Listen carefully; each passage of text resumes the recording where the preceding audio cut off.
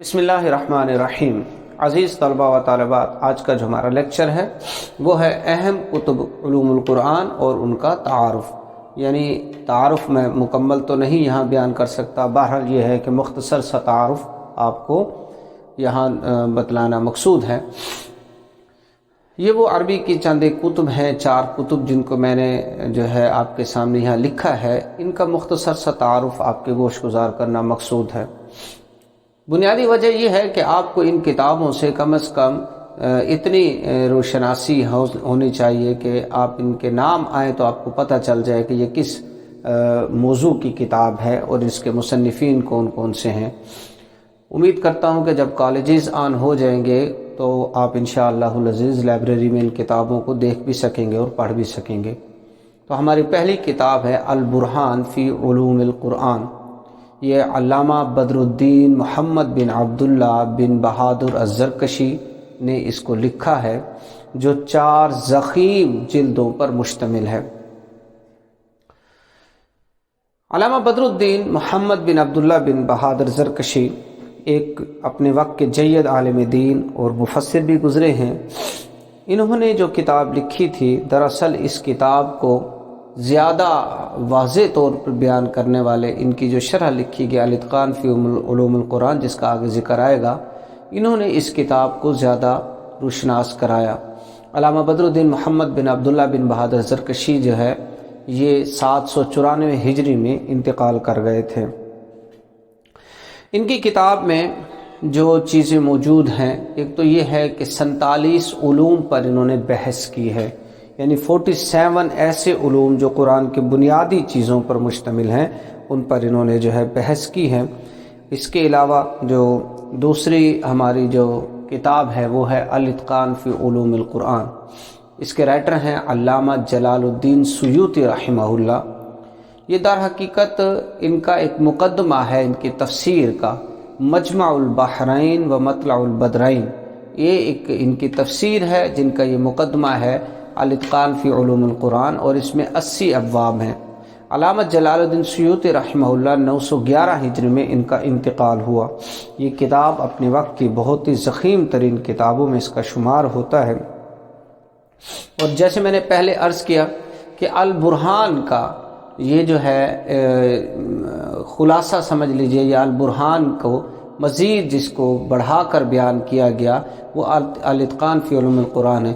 Al Burhan میں دیکھیے کہ 47 جو ہے وہ ابواب ہیں یا علوم پر بحث کی گئی، اور اس میں 80 ابواب کے تحت بحث کی گئی، یعنی 33 ابواب کا انہوں نے اضافہ کیا، اور اضافہ کر کے جو ہے اس کو مزید جو ہے بڑھایا۔ علامہ جلال الدین سیوطی رحمہ اللہ خود فرماتے ہیں کہ میری یہ جو کتاب ہے، اگر میں ہر ایک نوع کے اوپر بہت زیادہ بحث کرتا تو یہ 300 ابواب سے زیادہ یہ کتاب چلی جاتی اور انتہائی ضخیم کتاب ہو جاتی۔ اس لیے انہوں نے کہا کہ ایک نوع کے تحت میں نے بہت ساری انواع کو اکٹھا کیا ہے اور بہت سارے مباحث کو اکٹھا کیا ہے، اور اکٹھا کرنے کے بعد جو ہے اس کو میں نے پھر مرتب کیا ہے، لکھا ہے۔ اس کتاب میں جن کتابوں سے استفادہ کیا گیا، یعنی جن کتابوں سے علوم کو لیا گیا، ان میں جو کتابیں ہیں میں مختصراً آپ کے سامنے عرض کر دیتا ہوں۔ مثلا قرآنی تفاسیر ہیں، کتب احادیث ہیں، فضائل القرآن، قرأت، وقف و ابتدا، مفردات و غریب القرآن، اعراب القرآن، مشکل القرآن، احکام القرآن، ناسخ و منسوخ، اعجاز القرآن، بدائع القرآن، مجاز القرآن، کنایات، فواصل الآیات، اقسام القرآن، متشابہ، مبہمات القرآن وغیرہ۔ یہ چند ایک ایسی کتابیں ہیں جو متعدد علماء حضرات نے جن کو لکھا اور ان سے استفادہ کیا، علامہ جلال الدین سیوطی رحمہ اللہ نے، اور پھر اس کو اپنی الاتقان فی علوم القرآن کے اندر لکھا۔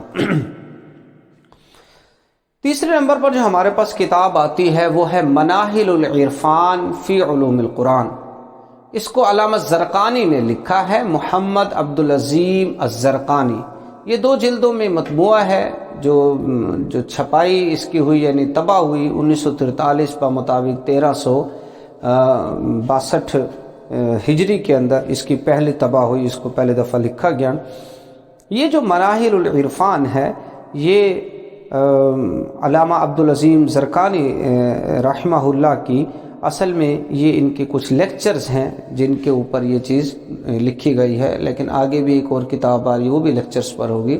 بہرحال اس کے حوالے سے جو میں بتا رہا ہوں وہ یہ ہے کہ علامہ مناہل العرفان فی علوم القرآن علامہ عبدالعظیم زرقانی نے جو لکھی ہے، ان کا تعلق جامعہ ازہر سے تھا، اور یہ جامعہ ازہر کے شعبہ کلیہ اصول الدین کے شعبہ دعوت و ارشاد میں علوم القرآن و علوم الحدیث کے استاد کی حیثیت سے تدریسی انہوں نے خدمات انجام دی ہیں، اور اسی شعبہ کے تخصص کے طلباء کی خواہش پر انہوں نے یہ کتاب تحریر کی ہے۔ اس کتاب کے اندر جو سب سے خوبصورت بات یہ ہے کہ انہوں نے علوم القرآن کے مختلف پہلوؤں پر بحث مبحث کے عنوان کے تحت کی ہے، یعنی المبحث الاول فی معنی علوم القرآن، یہ ابواب بندی جو کی ہے انہوں نے مبحث کے عنوان پر کی ہے۔ اسی طرح المبحث الثانی فی تاریخ علوم القرآن وغیرہ۔ اس کے علاوہ اس کے جو نمایاں خصوصیات کے اندر ہیں وہ یہ ہے کہ ان اعتراضات اور شبہات کا ازالہ ہے جو علوم قرآنیہ کے متعلق مخالفین اسلام بالخصوص مستشرقین نے قریب دور کے اندر دی، اس پر جو ہے انہوں نے بہت زبردست قسم کی جرح کی ہے۔ اور جو مستشرقین نے جن چیزوں پر نقد کی ہے یا اعتراضات کی ہیں ان میں مثلا وحی ہے، تدوین قرآن ہے، کتابت قرآن ہے، رسم الخط ہے، 7 احرف ہے اور نسخ وغیرہ، تو 20 اعتراضات کے انتہائی مدلل جواب اس کتاب کے اندر موجود ہیں۔ یہ جو کتاب ہے تقریباً انہوں نے جو مختلف بحثیں کی ہیں جو اس جواب کے زمرے میں کی ہیں، آپ نے تفسیر بالماسور اور تفسیر بالرائے کی نمائندہ اہم تفاسیر کا تعارف اور خصوصیات بھی اس کتاب میں شامل کی ہے، اور یہ ایک بہت اچھا قدم ہے، اقدام تھا معذرت کے ساتھ کہ انہوں نے جو ان تفاسیر کو جو لکھا ہے جس میں تفسیر بالماسور بھی ہے، تفسیر بالرائے بھی ہے، ان کا جائزہ مکمل طور پر پیش کیا، اور وہ جائزہ جو ہے 100 صفحات پر مشتمل ہے۔ قرآن کریم کے ترجمے کے جواز، نسخ کی حکمتیں اور اس پر کیے جانے والے جو کام ہے وہ اس کے تقریباً 67 یعنی 67 صفحات پر یہ مشتمل ہے۔ چوتھی کتاب ہمارے سامنے ہے مباحث فی علوم القرآن، ڈاکٹر صبحی صالح جو ہے اس کے مؤلف ہیں، انہوں نے اس کو تالیف کیا، اس کو لکھا ہے، اس کو تصنیف کیا ہے۔ ڈاکٹر صبح صالح کا تعلق دمشق یونیورسٹی کے آرٹس کالج میں عربی زبان و ادب کے ساتھ تھا۔ یہ وہ لیکچرز ہیں جو انہوں نے وہاں پر دیے تھے، پھر عربی زبان و ادب کے جو طلباء تھے انہوں نے اس کو اکٹھا کیا اور اس کو طبع کیا۔ مصنف نے 4 ابواب کے تحت درج ذیل موضوعات پر قلم اٹھایا۔ نمبر 1 قرآن اور وحی، اس کے اوپر مدلل انداز میں گفتگو کی۔ تاریخ القرآن کے اوپر بڑے انتہائی جامع گفتگو کی گئی۔ علوم القرآن میں کیا کیا چیزیں شامل تھے جن پر انہوں نے گفتگو کی۔ تاریخی ارتقاء ہے، اسباب نزول ہے، مکی اور مدنی صورتیں ہیں، فواتح سورہ ہے، اسی طرح علم القرأت ہے، علم ناسخ و منسوخ ہے، قرآن رسم الخط اور محکمات و متشابہات، اس پر علوم القرآن کے تحت انہوں نے گفتگو کی۔ علم و تفسیر و اعجاز القرآن انہوں نے 4تھا باب باندھا اور اس کے تحت جو ہے بہترین انداز میں مستشرقین کے جواب بھی لکھے۔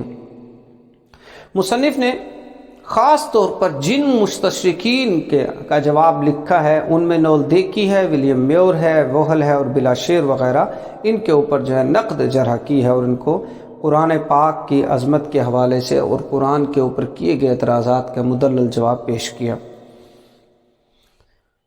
اس کے علاوہ جو قرآن اس کتاب کے اندر چند چیزیں ہیں وہ بھی 2-4 چیزیں آپ کے سامنے پیش کر دیں جو علامہ ڈاکٹر صبحی صالح نے اس کے اندر جو گفتگو کی ہے۔ انہوں نے جدید و قدیم ماخذ سے خوب استفادہ کیا اور کتاب کے آخر میں ان ماخذ کی 100 کے قریب طویل فہرست پیش کی ہے کہ میں نے ان ماخذات سے جو ہے، یہ ایک محقق کی بڑی پیاری گفتگو ہوتی ہے کہ تمام ماخذات کو لکھ دینا۔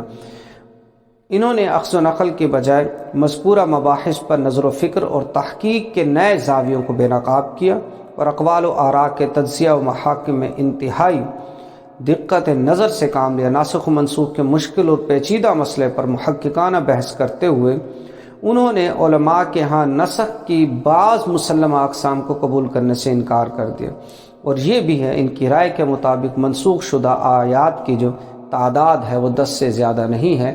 انہوں نے اس میں مدلل انداز کے اندر گفتگو کی۔ تو عزیز طلبہ، یہ ہمارے 4 کتابیں ہیں۔ میں نے کوشش کی ہے کہ آپ کو مختصر سا تعارف اس کے اندر پیش کر دوں۔ آپ کو معلوم ہونا چاہیے کہ علوم القرآن جو ہے اس پر کتنا کام ہو چکا ہے۔ یہ تو صرف 4 آپ کے سامنے عربی کی بنیادی کتب ہیں، اس کے علاوہ ضخیم کتابیں بہت زیادہ موجود ہیں۔ اردو کے اندر بھی بہت زیادہ کتابیں موجود ہیں۔ اردو میں میرے پاس یہی ایک کتاب علوم القرآن کی موجود ہے، مولانا شمس الحق افغانی رحمہ اللہ کی ایک کتاب ہے۔ دوسری آپ کو کتاب دکھاتا چلوں، علوم القرآن پر ہمارے پاس کتاب ہے شیخ الاسلام حضرت مولانا محمد تقی عثمانی مدثلہ علی کی ایک کتاب موجود ہے۔ علوم القرآن کے حوالے سے علامہ اقبال اوپن یونیورسٹی میں بہت زیادہ کام ہوا اور بہت خوبصورت انداز کے اندر جو ہے وہ لیکچرز انہوں نے ترتیب دیے ہیں، آرٹیکلز لکھے گئے ہیں، اب بھی بہت زیادہ کام ہو رہا ہے۔ امید کرتا ہوں کہ آپ کو اس لیکچرز میں کافی فائدہ ہوا ہوگا۔